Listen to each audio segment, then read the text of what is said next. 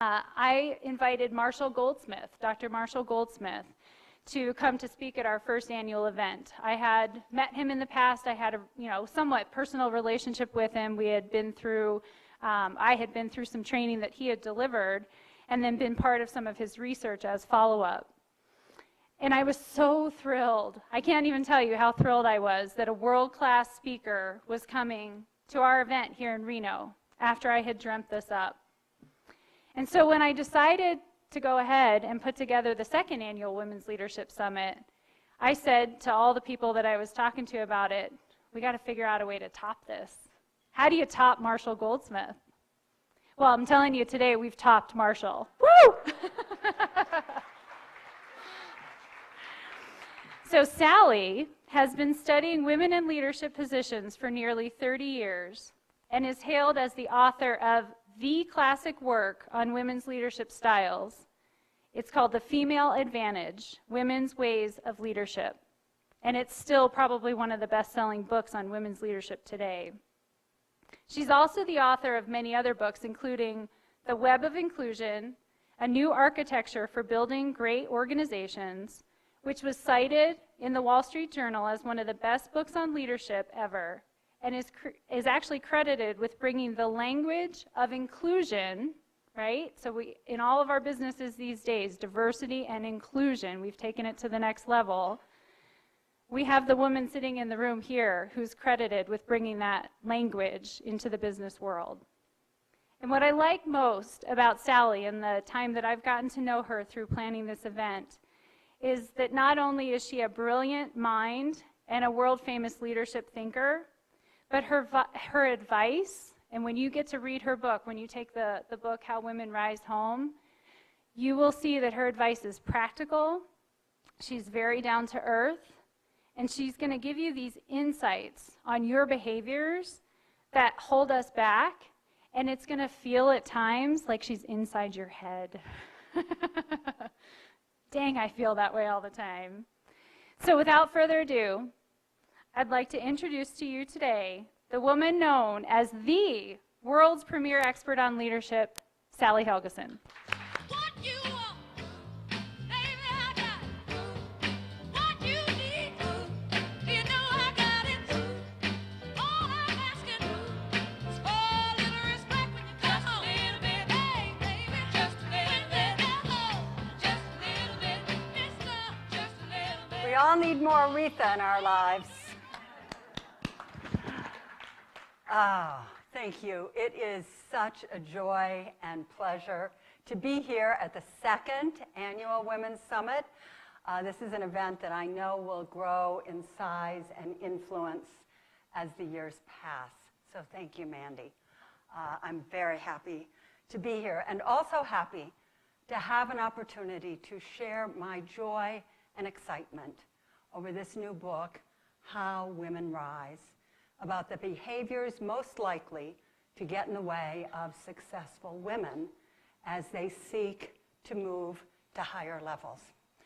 As Mandy noted, I have spent the last 30 years working in women's leadership with women leaders and aspiring leaders all around the world. And I have always had the same mission, and that has been to help women to recognize, articulate, and act on their greatest strengths, and to help organizations create and develop more inclusive cultures where women and other diverse people can thrive.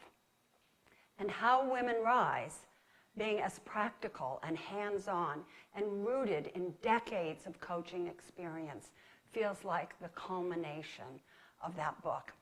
So today I do want to share some insights with you in a way that I hope you will find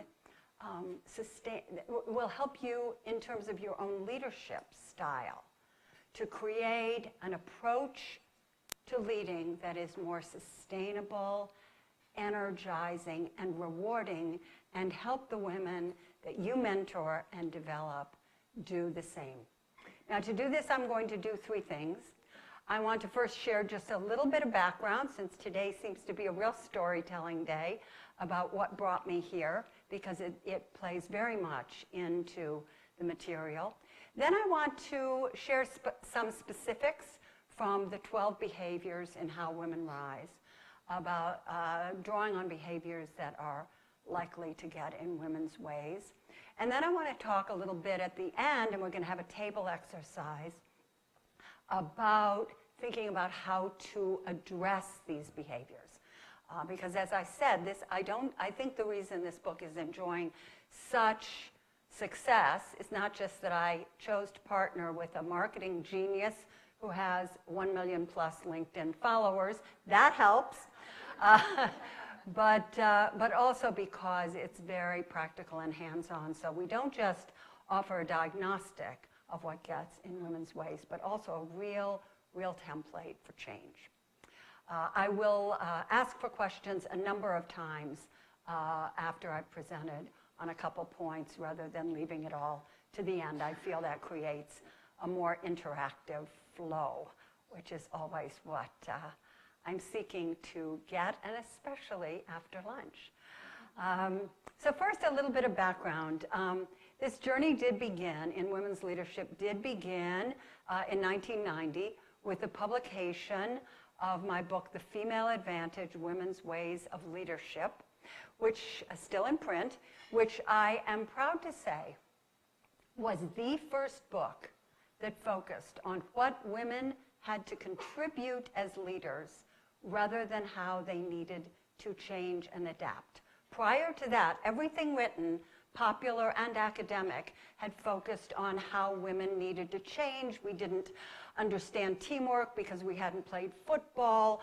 We needed to learn to play golf in order to build networks, even if we couldn't bear golf or didn't remotely have the time to be good at it, which is a very time-consuming enterprise. So that had been the general orientation of everything. But I knew from my own experience, and I'd spent about the 10 years before I wrote the book in corporate communications. And I knew from experience the kinds of talents and skills and insights women had to contribute, because I saw it around me at work every day. And I wanted to help organizations understand that and to give women more of a voice so that they could represent themselves. So what I did was I chose to focus on some of America's best women leaders. I followed them around doing diary studies of them. And the women I chose were very, very different. They were ethnically and geographically and in terms of age and sector diverse, but they had certain things in common. They were great at building relationships and at collaborating. They had a bias for direct communication rather than communication up and down a chain of command, which was the real communication style of leadership at that time. They tended to put themselves in the middle of things rather than at the top. They were good at integrating who they were at work and who they were at home. And they had a comfort with, as opposed to tolerance of, diversity, which was something that we were just beginning to talk about in the late 80s. They themselves had been outsiders, so they recognized the kinds of contributions that people with fresh eyes could bring, and they also knew in their bones what condescending behaviors and expectations looked like. Now, what has been the most extraordinary aspect of my career has been to watch over, now this is 28 years, almost 29 since that book came out, and watch how every single one of the leadership characteristics laid out there as characteristic of the best women leaders has become more recognized as a mainstream and desirable leadership characteristic for organizations in general. That was not true in 1990.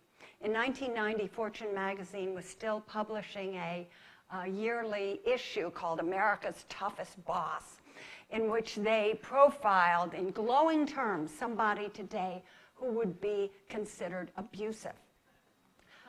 because he got things done and he paid attention to the bottom line and he made people step up to the plate. This is not what organizations are looking for today. So watching that change, watching every one of those skills set out in 1990 become more valued as the economic structure, as technology especially, and of course as demographics has changed, has really kept me going. But as Mandy noted this morning, there's a paradox here. If women are bringing the leadership skills into organizations, and that great Zenger research shows that organizations are looking for today, why aren't there more women in senior leadership positions? So this is really what my work has focused on in the last 10 years, is seeking answers to that question, because there are answers. There's not one answer to it.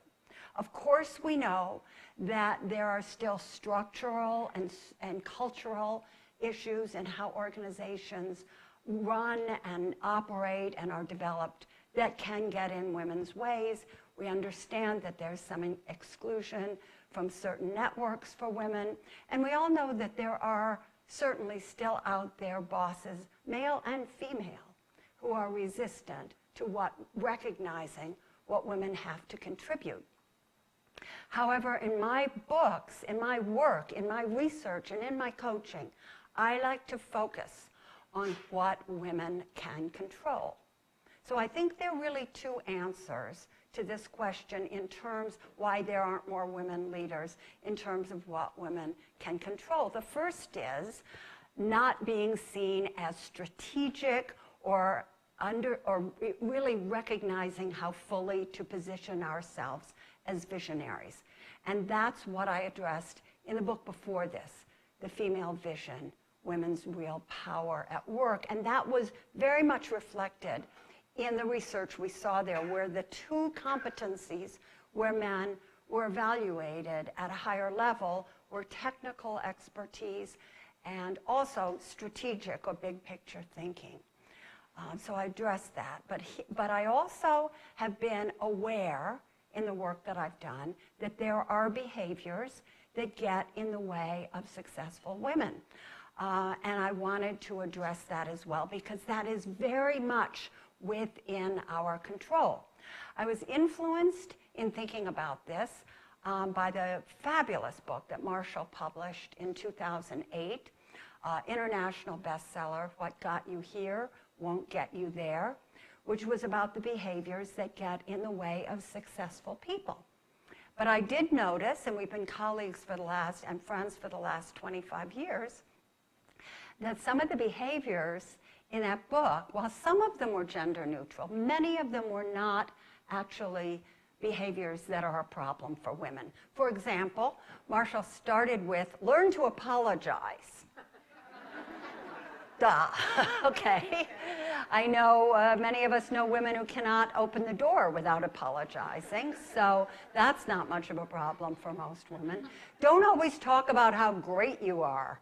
Don't be so self-promotional. These were other of the behaviors that Marshall was looking at. So I said, let's take a look at this. This is not really what's holding women back.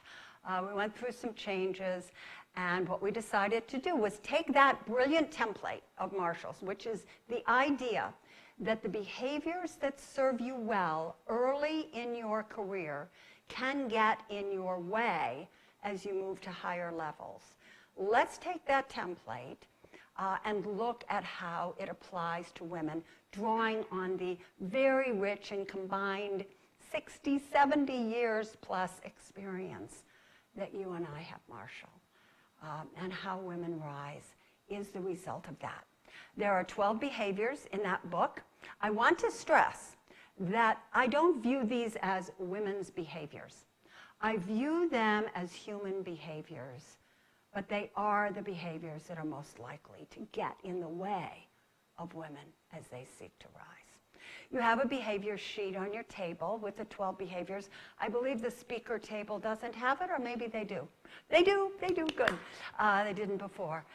So you've got that sheet at your tables. And also, of course, the 12 behaviors are expounded upon at some length in the book. But I want to focus, we don't want to do a laundry list today, so I want to focus on 3 behaviors and share some specifics about that, and then get your questions, your thoughts, and your responses. The first of these behaviors, and this is the one that I find gets the most endorsement with most audiences, is behavior number 2, which is expecting others to spontaneously notice and value what you contribute. I've been aware of this as an issue for women for many years. I did a partnership study interviewing women who were senior partners, partnership firms, accounting, law, investment banking, and consulting, at least 10 years ago, probably longer ago than that. And I asked them a lot of questions, but 2 of the questions were, what is the greatest strength of the younger women in your firm, the women who have a potential to be partner one day? And what is their greatest challenge? And on those 2 questions, the responses I got were very consistent. What they were best at was delivering high-quality work. They were conscientious, they went out of their way, they showed up, they did what it took to get the job done. They were precise, correct, crossed the T's, dotted the I's. That's what they were great at. What they were worst at was getting known for the quality of their work in the firm as a whole. So I asked the younger women, does this describe you? And if so, why? I heard over and over, yes, I'm not good at bringing attention to myself. I'm not good at self-promotion, etc. When I'd ask why, I would hear one of 2 responses. And I've heard these since from audiences for, well, 10, 15 years. I'm not good at it because if I have to act like that idiot down the hall to get noticed around here, no thank you. That's not me. In other words, they're creating a kind of either-or situation for themselves.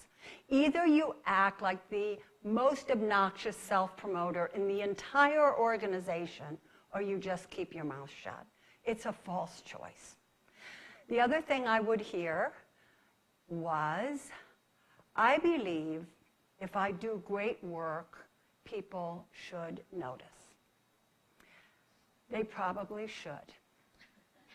And in an ideal world, which is not where we live, they would. But if you want to get noticed, you have to find a way to bring attention to it, and you have to find a way that you are comfortable doing it. I got a great lesson from a young woman I worked with who was an engineer out in Silicon Valley. And she said, you know, one of the things I've always thought I was good at is connecting people in the organization. She said, I'm more extroverted than a lot of my fellow engineers. I know a lot of people, and I'm always connecting people. She said, and yet, when I went away on my retreat with my new boss for the first time for a performance review, his feedback to me was, you do an excellent job, but you need to be more connected in the organization. And she said, I went away from that feeling as if I'd been kicked in the stomach.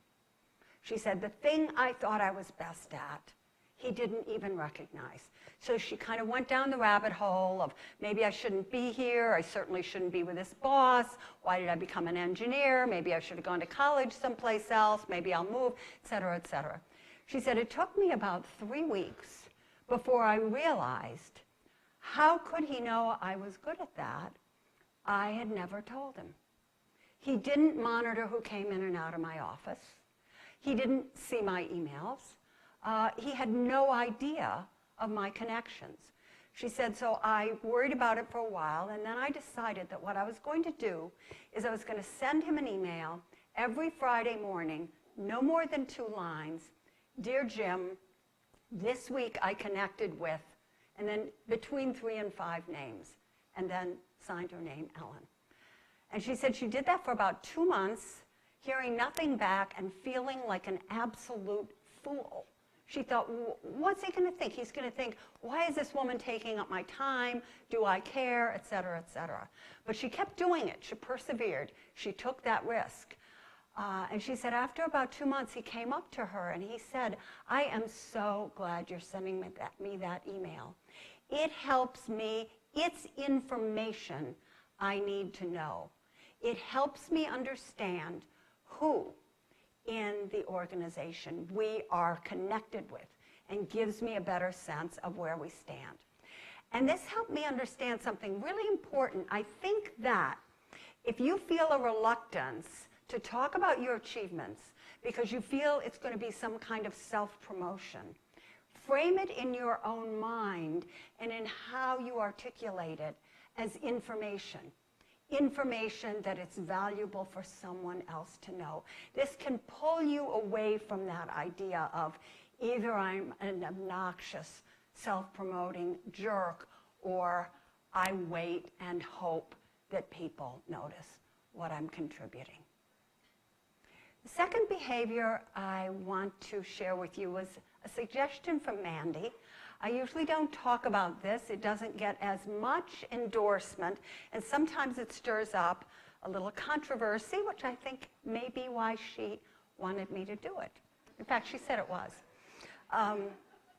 It's behavior, I think, number 4, which is building rather than leveraging relationships.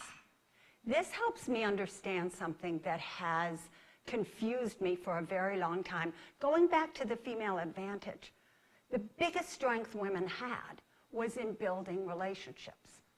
So given that, why don't women benefit more from the relationships that they build?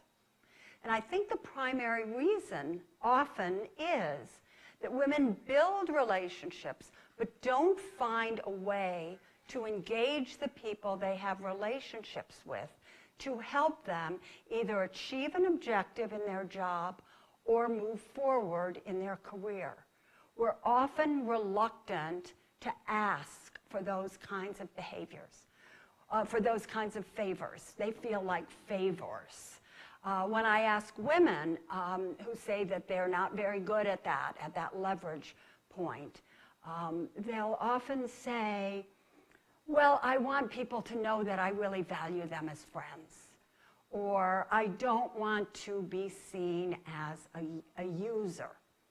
So what has become clear to me is when I hear those kinds of responses, is that that woman who says that is not thinking of herself as a potential, valuable resource for the people she engages to help her in the future.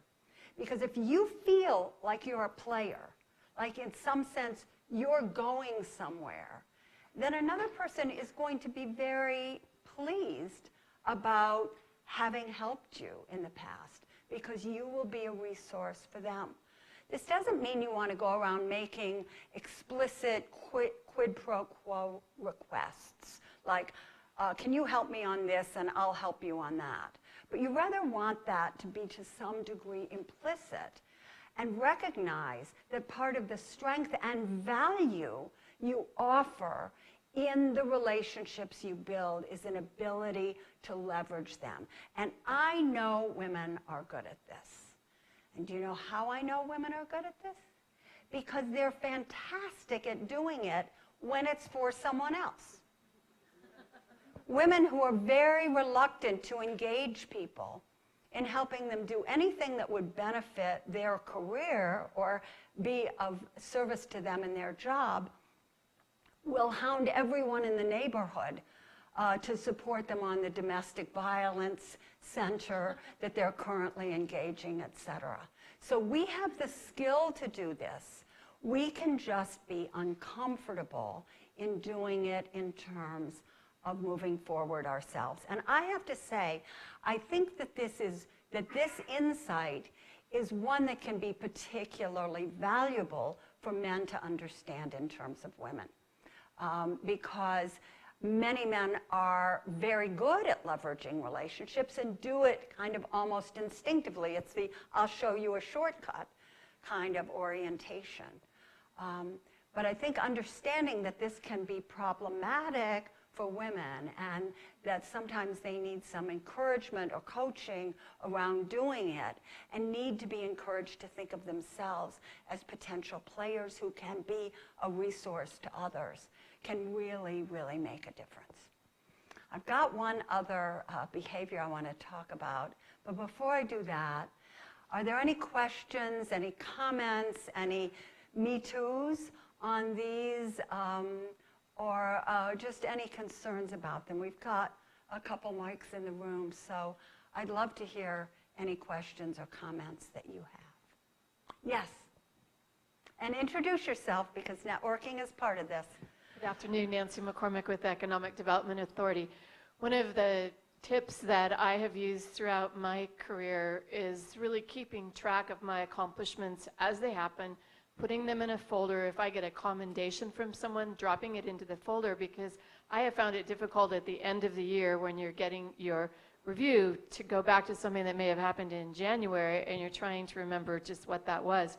So just dropping them in a folder and doing it as you go along has worked well for me, so that I can take that out when my review's coming and maybe just pull out a few, but say these are things that I'm really proud of, or feedback that I got along the way.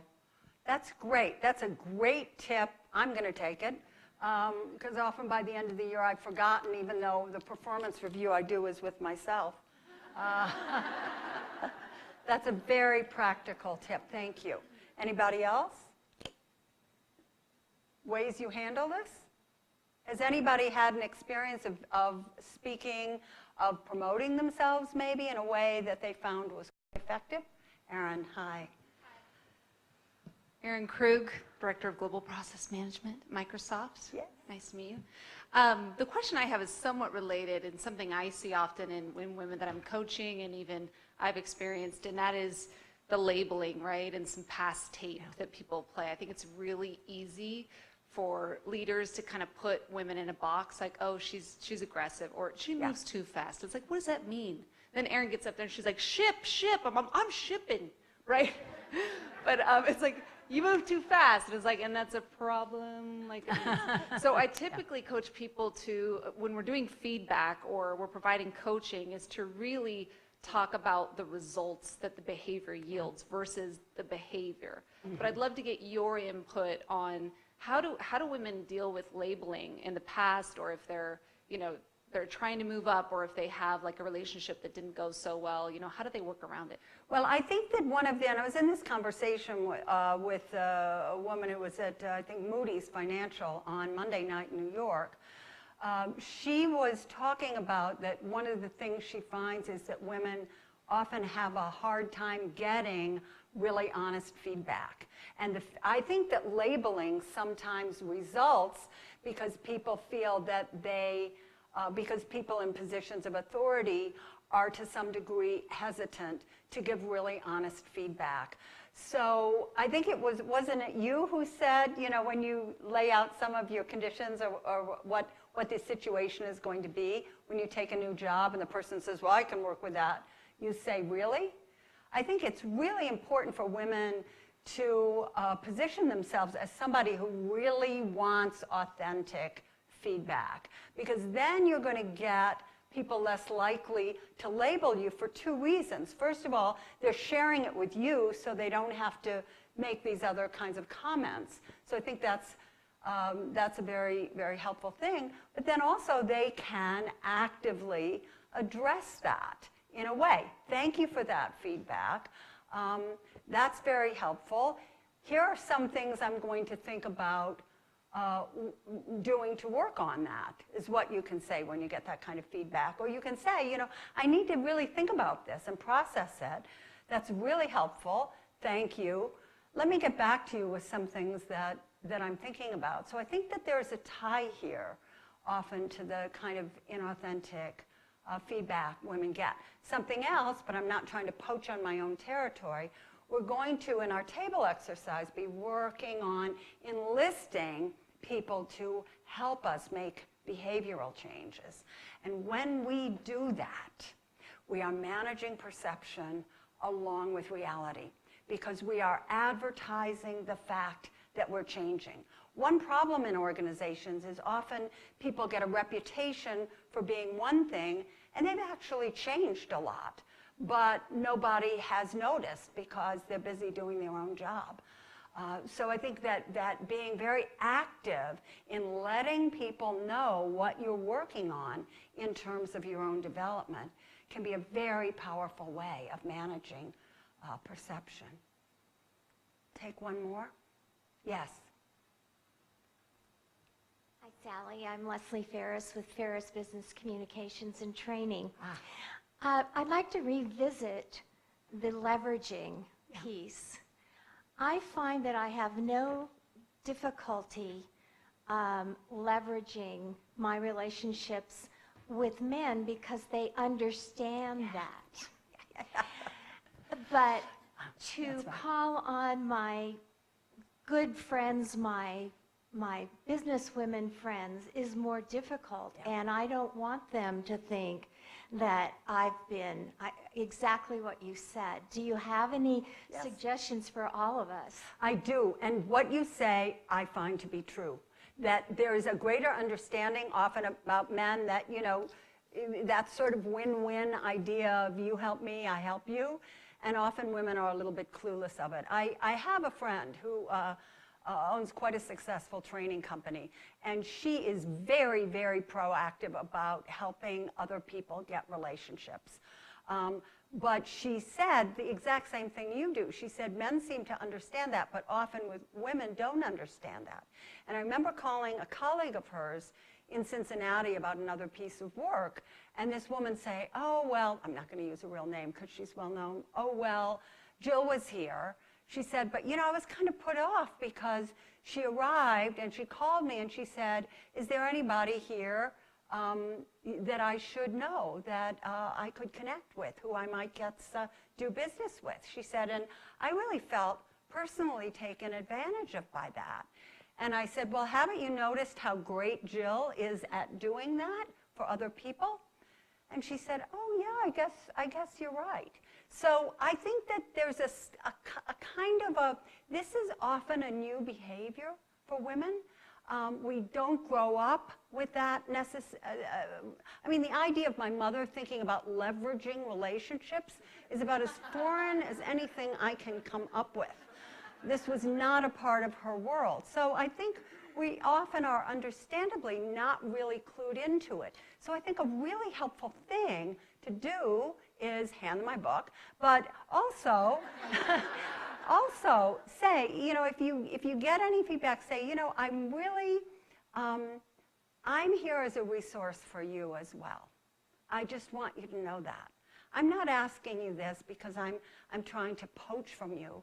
Well, that's probably a little extreme way to say it. I'm not asking for this because I'm trying to, in some way, you know, take advantage of our friendship or use that. But I want to be a resource for you as well. And I think that in this way, we can strengthen one another. But I do think you're right. So I think it can often require a little bit, being a little more explicit about the addressing. And it is a key, it is a killer. If you don't have this ability and you go out on your own, that's what's going to trip you up. In an organization, you may be able to get by with it to some extent, not being good at leveraging, although I do think it will get in your way at higher levels because you won't have the relationships, you won't have the chits to kind of call in. But if you go out on your own and you're not good at this, this can really be very destructive. So I think also in a gentle way, you know, indicating that is going to be a good idea. I'll take one more quick question, if there's a quick question. Yes, sir. So a lot of these things are resonating for me personally, so just to confirm that it's not They're just human behaviors. It's human. Yeah. And then one of the other comments that you've made around somebody getting some feedback and saying, "This is, I'm not seeing this from you." I noticed that it's been a behavior of myself, and then also other women colleagues or direct reports or other women in the organization that I coach and mentor. They don't ask for examples. Okay, so it's just not an automatic thing. So can you share with me some examples of why you think that? Because you might have you should have a different perception, and by initiating that conversation right away, you might be able to kind of have a little bit of give and take in that performance review. So a behavior that doesn't come naturally to me. Okay. Yeah. And I've also noticed it a lot with a lot of the women that I mentor. Often the reason women will not ask that question is because they're so busy taking everything that person said seriously and assuming, oh, they must be right, or that's a problem, whatever. Marshall said, he said something that made an impact on me. He said, "I have never worked with a woman, Congressional Medal of Honor winner, CEO, head of a major division, who hasn't, at some point I haven't had to say, don't be so hard on yourself." And I think that we often take any feedback we get that's not 100% positive and supportive to heart, and it's wounding. And so we're almost protecting ourselves by not asking for examples, but also asking for examples challenges that individual, because often they're just, not often, but at times, you're just going to get some very generic feedback. "Oh, I see you as a little aggressive," or, "Why you move really fast. Maybe other people can't keep up with you," or some very generic kind of observation that they may make, looking for something to say, and that they need to be challenged on. So I think that on one hand, it's hesitance about challenging, especially challenging up, which is a great behavior and essential for positioning yourself as a leader. And then I think the other is taking that personal response. One of the things Marshall and I talked a lot about talked about in writing this book was different ways men and women resisted changing. And he said one of the things he's noticed from working with men for so many years is when they get negative feedback or feel they're undervalued, they get angry.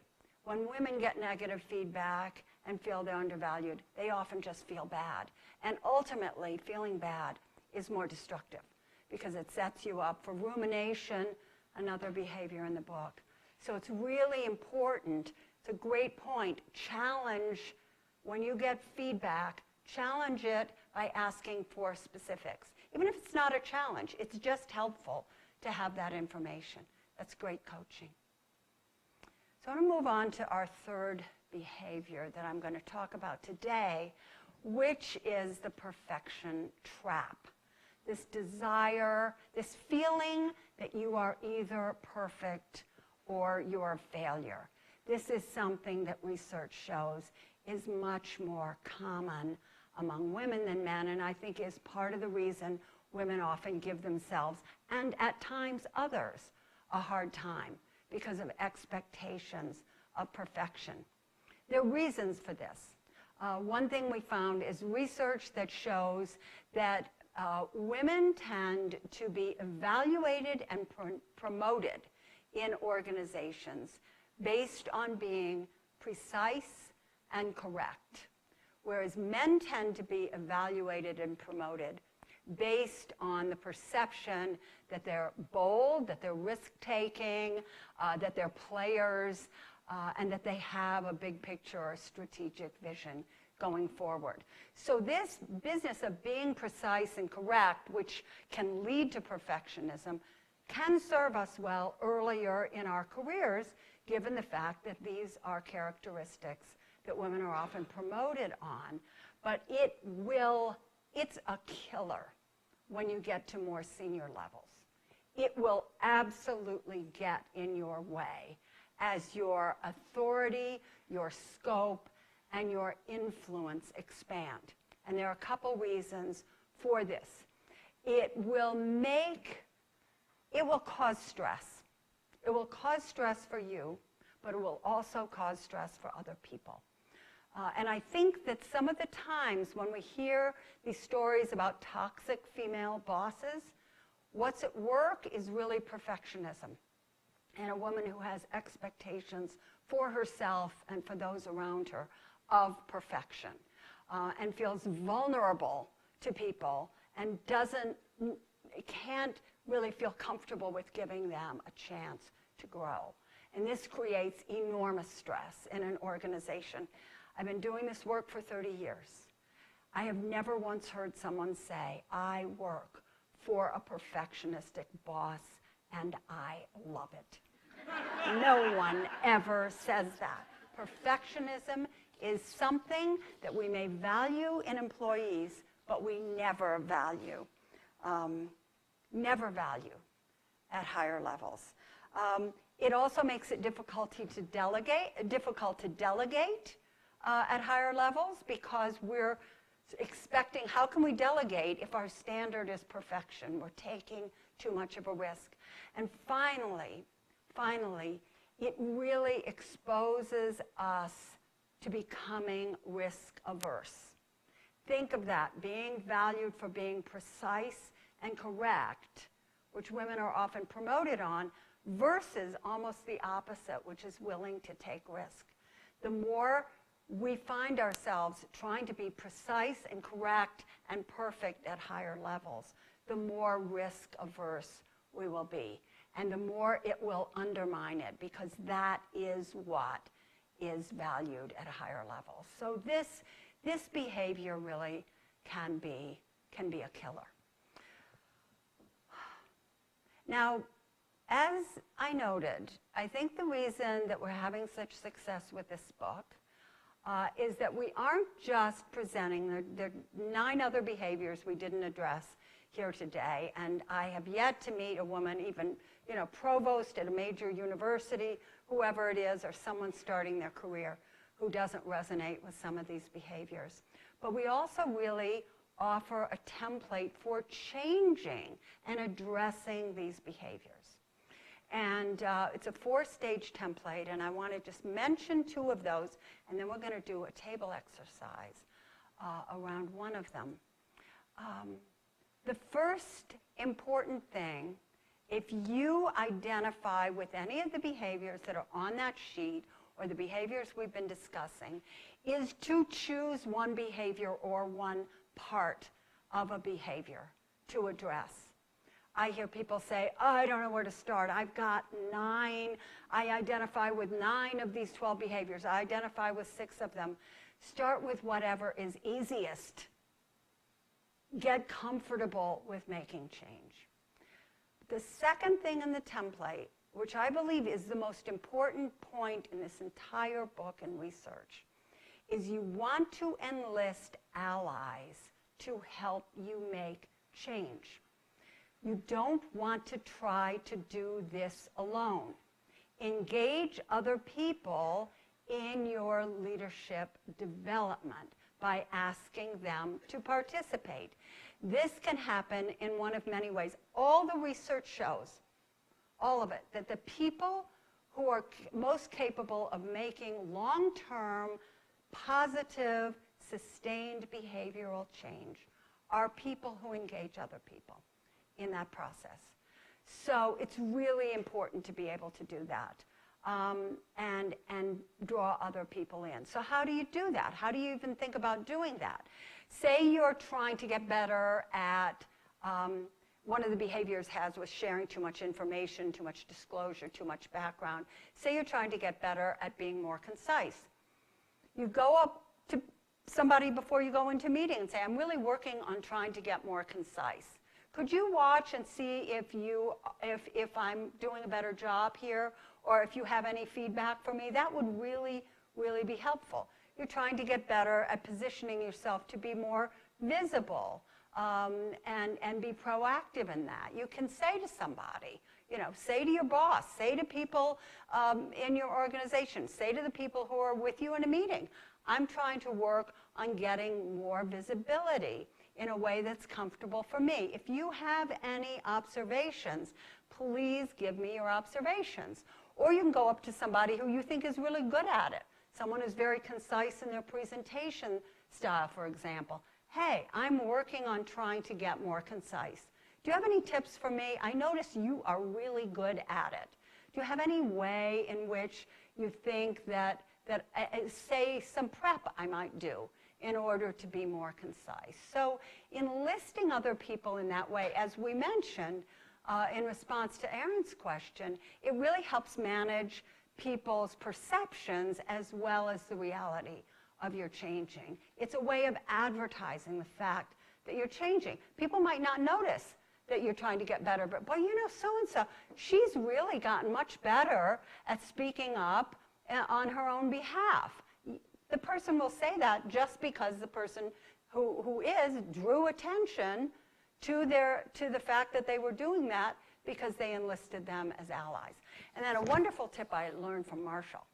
When you enlist people to help you make these kinds of behavioral changes, and they give you an idea, they give you a thought, you might act on it, you might not act on it. You have only one response. I heard it. Thank you. Thank you. But I couldn't do that because, or I'm not sure I'd feel comfortable with. No. Thank you. You get to decide. It's your choice. So what I'd like to do now, I would like to invite you at your tables to work with one, or if the numbers work out that way, two other people, and think through two things. First of all, identify a behavior or a part of a behavior, you can look at the sheet if you want, that you think you could benefit by working on. And then just think of one person or one opportunity you would have to enlist some help. And name who that would be. And write it down. Make that commitment. So we won't go away from today, from this part of your program, or from this summit without an idea about how we might act on a behavior that is getting in our own way. So I'm going to give you 5 minutes to do that. We'll do a little debrief and then I'll wrap up.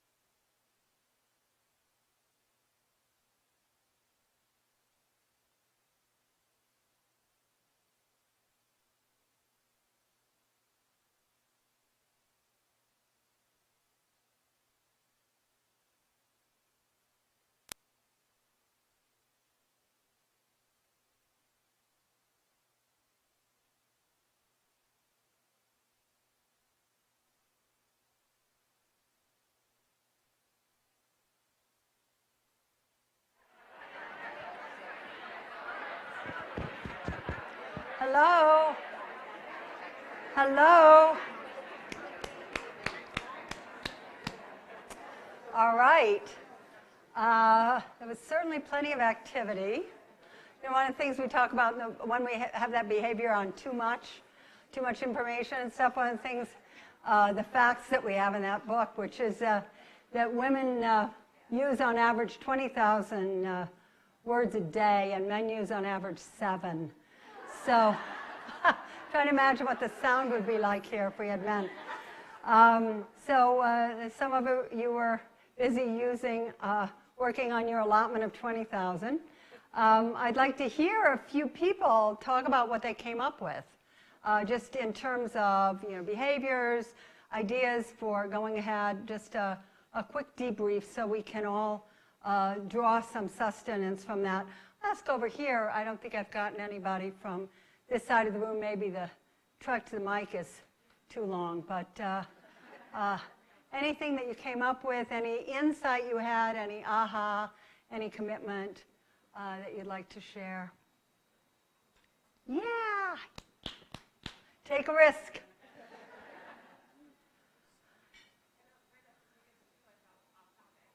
My name is Jen Hutter. I'm the CEO of the CAP Group. We're a strategic advisory firm for private equity funds in Reno. And one of Pull your mic up a little bit. Yeah. Is that better? Yeah. Oh, there it is. So one of the principles there is the perfection trap. Mm-hmm. And yes, I certainly see that in myself. But what's really scaring me is I already see it in my daughters. Yeah. They're 5 and 6. Yeah. And so my question for you is, one, how many of these behaviors are innate and they're something that we have to correct for? And how many of these things are we conditioned over time? Yeah. And how can I teach them not to ruminate and not to get into the perfection trap?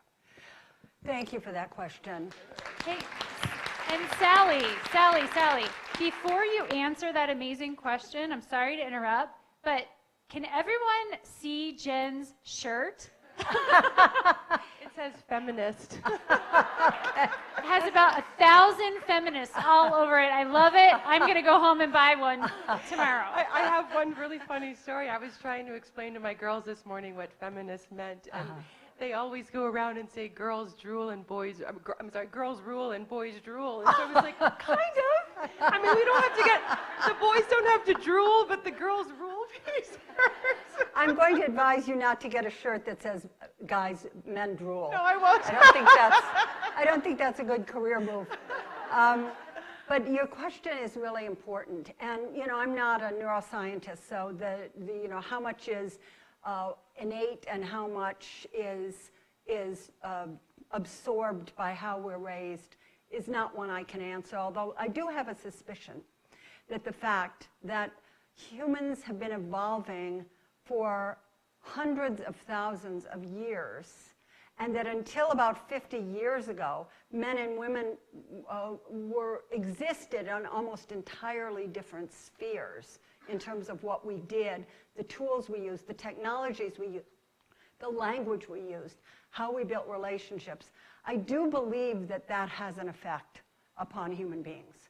So I think that there's probably there are some evolutionary components of it, but the issue is it doesn't matter in terms of trying to address it. And I think trying to address it is really an important issue. One of the things, I was in a conversation, I think I saw somebody here had experience with United Technology Corp, somebody on the agenda.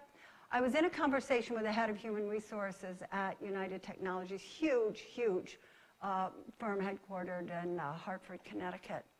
And she said something that really had an impact on me. She said, we are trying to address this perfectionism in behavior by building in opportunities for women to take risks at every point in their career. That is, move to something that they're not quite comfortable with before they feel comfortable moving there.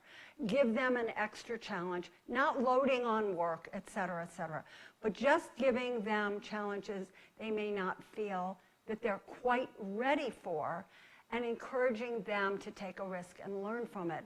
And I think there's something to that in thinking about children, young girls as well. I was at a party recently, and it was fascinating. There was a woman there who was a riding instructor. And boy, was she a riding instructor. And she had 3 beautiful little girls who were from 18 months to about 5 years old. And they were running around like crazy, not obnoxiously, but they were just full of high spirits. And 2 of them tripped and fell.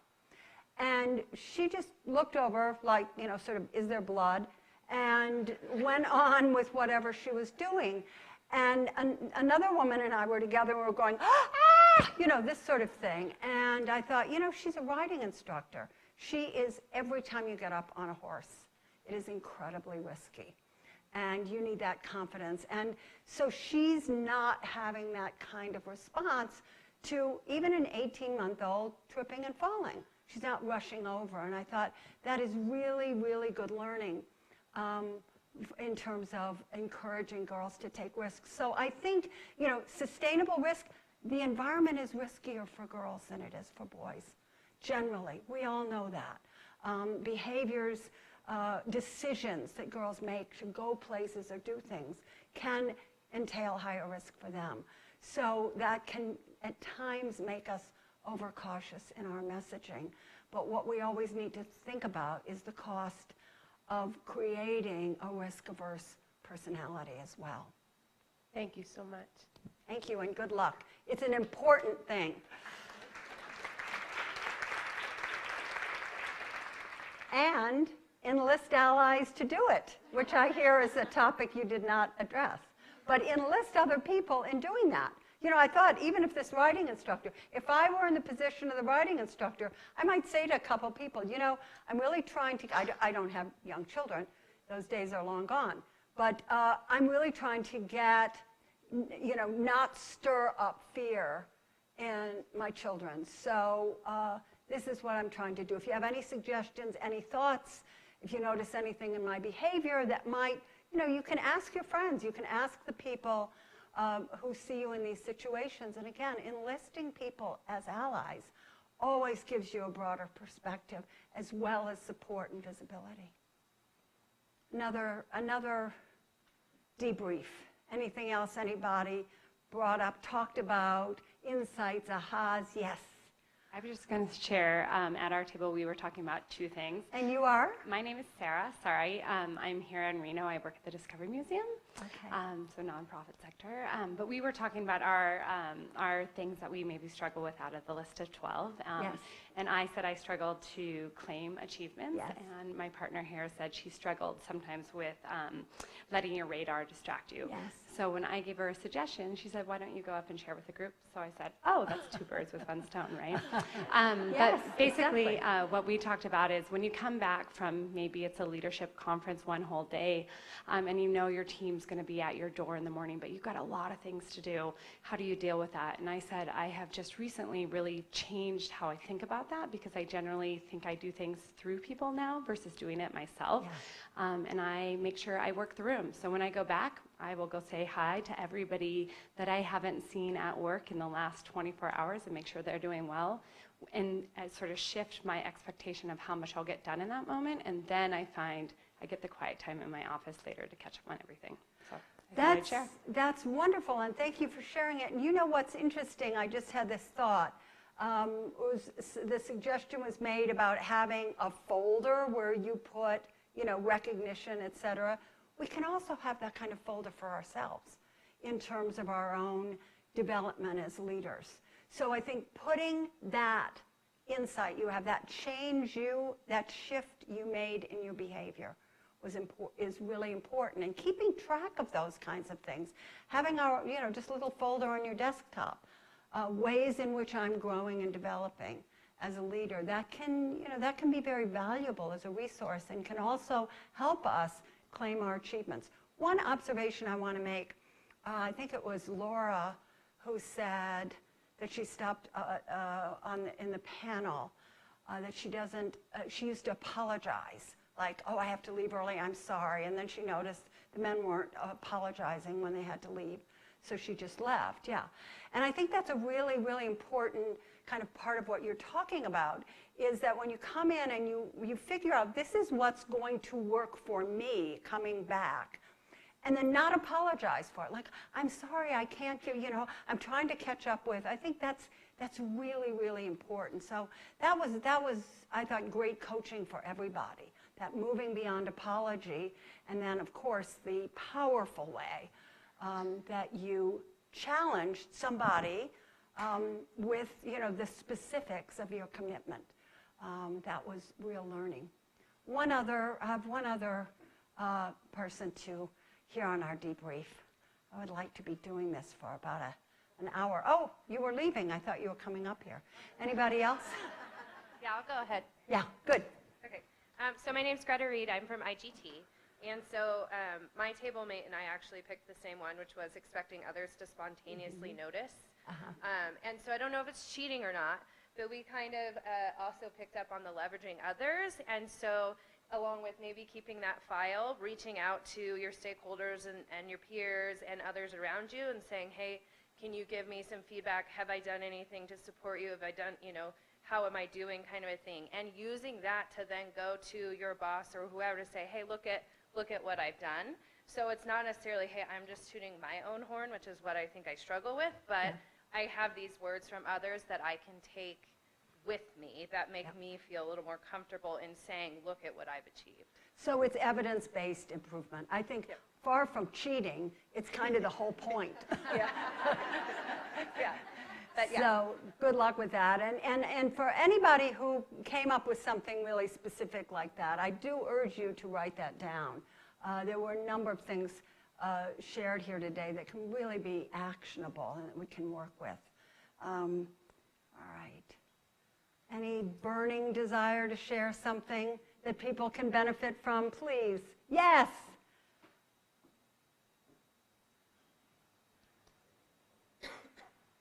Brought my notebook because I'm an EA, so that's what I do. My name is Jamie. I'm with Aristocrat, executive assistant, and aspirations to leadership someday. And one of the things that I struggle with is too much. I'm a little too much of everything, if you've ever met me. But in my communications specifically with executives, knowing exactly how much information to give them. If you give them too much, they don't read it. If you don't give them enough, then they're annoyed that they have to come back and ask questions. So I had a wealth of information at my table. I'm so glad I sat there today. So a lot of suggestions that was come up with being precise and concise in your communications, almost back in the old email where you had 160 characters to write your email in, almost that mentality, and weed through your emails and edit yourself. Using hyperlinks, so if you can find further information on the web, saying here's one sentence and then here's where to find more information. Putting action items and due dates in the subject line, so it's seen very right at the front there. Ask the executives exactly how they like to be communicated with, and then ask for mentors, other leaders in the organization, especially women if you have any.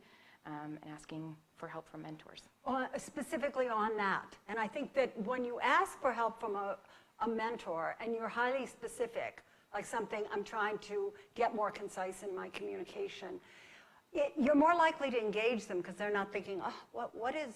I mean, I've had very senior women say, sometimes I barricade myself in the office because the minute I open the door, 10 people ask me if I'll be their mentor.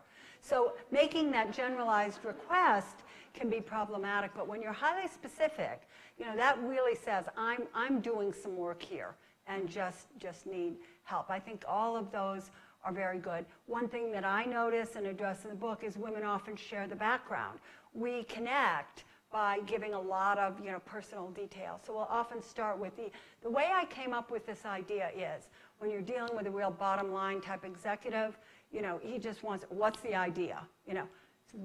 Here's the idea, just say it and then say, if you're interested in how I came up with it, glad to share it. Oh yeah, okay. Then there may be some interest, but don't lead with it. So that's very important, where you lead. And I think you got excellent advice. So that's how this is supposed to work. Thank you. That's the real value of enlisting allies. You know, Marshall says something, going back to the what Mandy shared earlier about that, showing how women are assessed as higher on all these different leadership strengths. Marshall often likes to say the good news for women is they assess higher at almost every single measure of leadership. The good news for men is they don't care. So, I think a little bit less, yeah.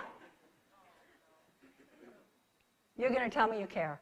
Yeah. Are you willing to talk a little bit about the pressures that tend to drive a lot of women to minimize themselves undeservedly? That seems to be the foundation of a lot of these other It is the foundation of a lot of it. Talk a little bit about strategies for improving ourselves to get away from minimizing ourselves. Well, I was going to do my wrap-up here, but I will talk about that for 3 minutes in lieu of a wrap-up, and then I'll just go, thanks, folks, I'm off the stage. Because it's very important, that idea of minimizing. Women often get feedback that they're too much. In fact, the woman who stood up here to say that she shares too much in her communication, she actually said, I am too much. No, you're not. You may have gotten the feedback, and it's maybe because somebody else doesn't know how to respond, but women often get that, so they tamp themselves down. Also, women are often taught to defer to other people. And when you defer to other people, and that's a good thing. You know, every single one of these habits and behaviors in here is a good thing. We need to remember it. They're part of what got us here, and they're part of what make us wonderful people to work with.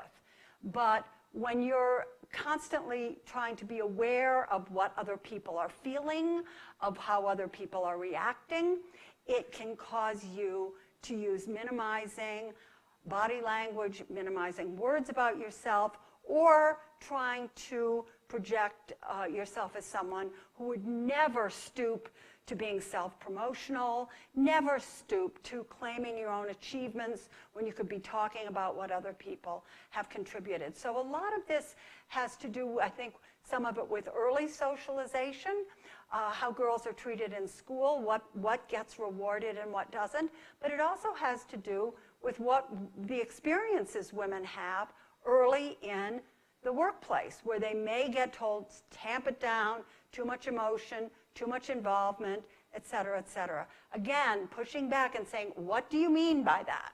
Give me some examples is a very helpful way of doing it, and is a way of articulating that does not minimize. It takes seriously what the other person says, so it doesn't minimize that, but it asks for specifics around it.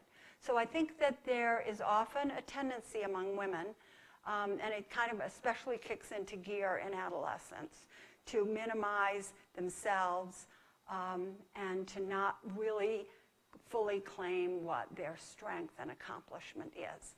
And that doesn't help them, and it doesn't help their organizations understand and get the value that they could from them. And ultimately, it really doesn't help the world, because women coming forward and exerting their real leadership power, I would suggest, is essential for our world moving forward. So thank you.